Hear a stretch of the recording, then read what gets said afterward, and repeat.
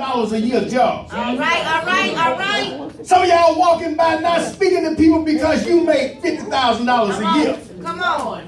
But what's really amazing is that what you don't know is that God has put a $100,000 a year job in front of you. Yes. But y'all don't want to talk to me right now. Come on, Pastor. Y'all walking around not speaking because you got a 2-car garage. Baby, that ain't no big deal, especially if God got a 6-car garage waiting on you. Y'all don't want to talk to me. Some of y'all bragging because you got a new job. Come on. Because you don't realize God has destined you not only to have a job, but to own that business. Because you know, some people will grow up, and you know what other people said that they was going to be, and never look inside of them and say, God, what did you intend for me to be? That's right. If mama and daddy tell me, hey, you're going to make a good policeman, and I become a policeman, that's good. If a policeman is what God told me to be. That's right. But if God destined me to be the president,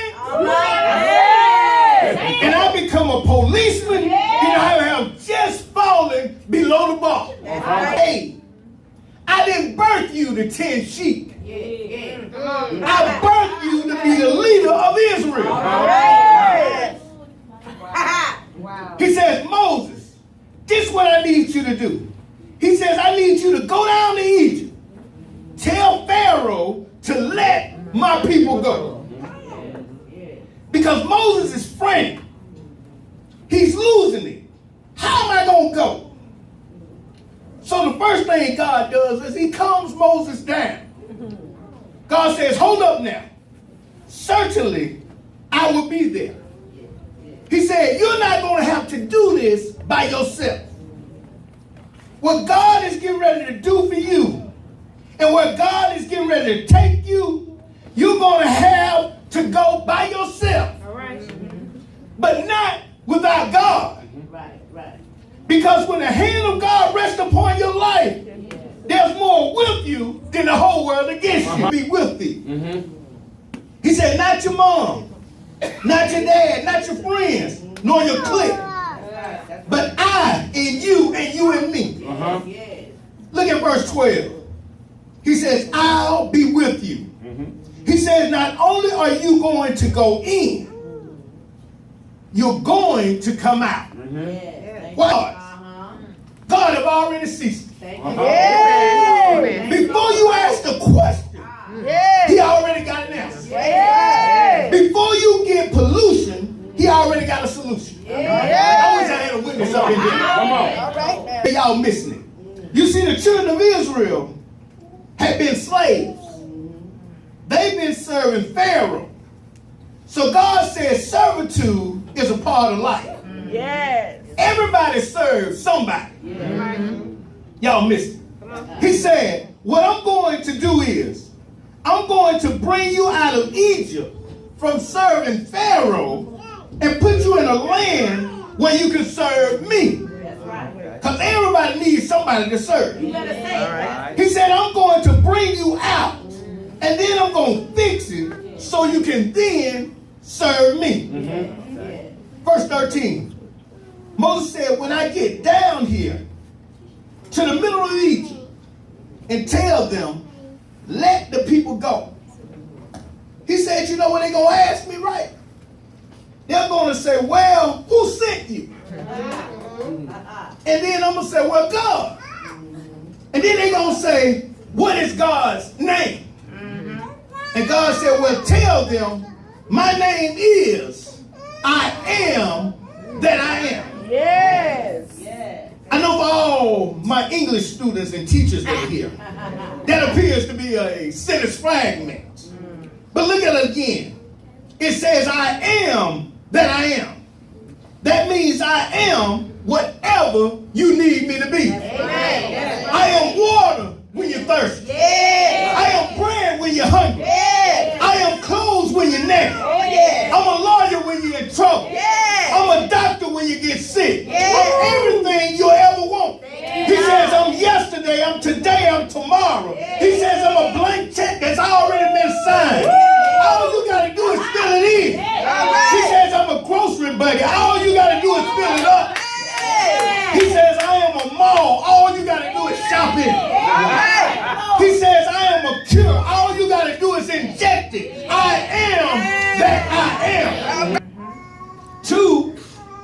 to identify your Egypt. And 3, you have to identify your bondage. Yes, yes. For example, your Pharaoh could be your boss. Your Egypt could be your job. All right, all right. Your bondage could be that you don't make enough money. Everybody, Pharaoh, Egypt, and bondage is different. Yes, yes. Because your Pharaoh is whoever working hard to keep you in bondage. Say it right. Tell me. So in verse 16, he says, tell them that they had visitation. Everybody said visitation. Visitation. God told me to tell you the one thing that you have not realized is that he's already visited your Egypt. Whatever your situation is, it's not a secret to God. Yes, yes. God said, I visited and I have seen your affliction. But he says, I got to see how you got here because of decisions you made last year. You're in bondage because of decisions you made. That's it. Some of y'all hooked up with people All right now. Tell them. that took you to Egypt.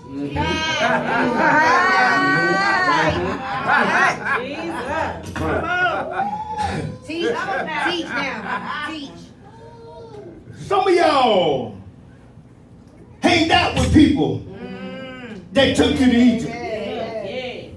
Matter of fact, some of y'all done married Pharaoh himself.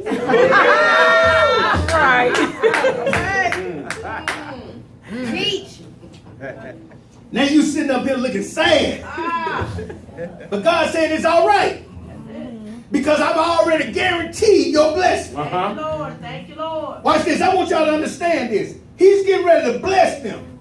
He's getting ready to give them payback. Yes, yes. Restitution is a term. He's getting ready for those who have sown in tears. They're getting ready to now reap in joy. For years. Church folks heard they had a promise. Church folks heard God had a covenant. They heard that he was in the blessing business. They heard he was going to bring them in a land of milk and honey. But what they did not hear was when he said, Pharaoh will not let you go. Let me say it again.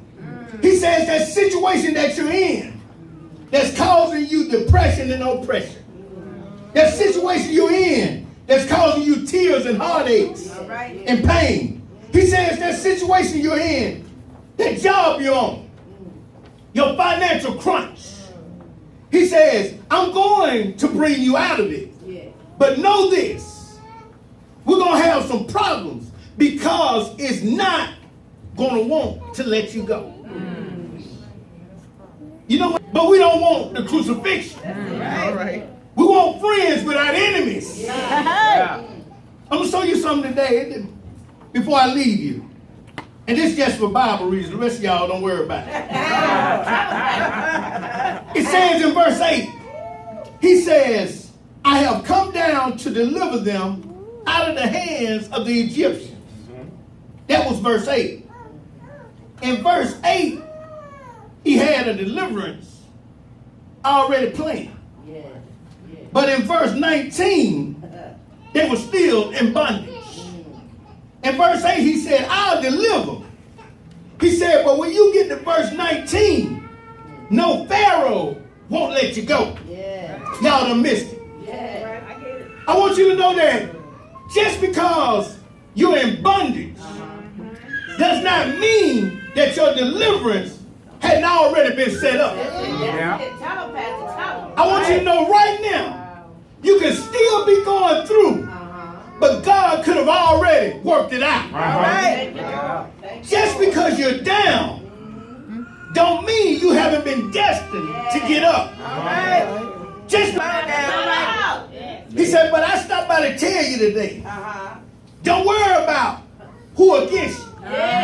Because as long as you got God on your side, there's nothing that the world can do to you.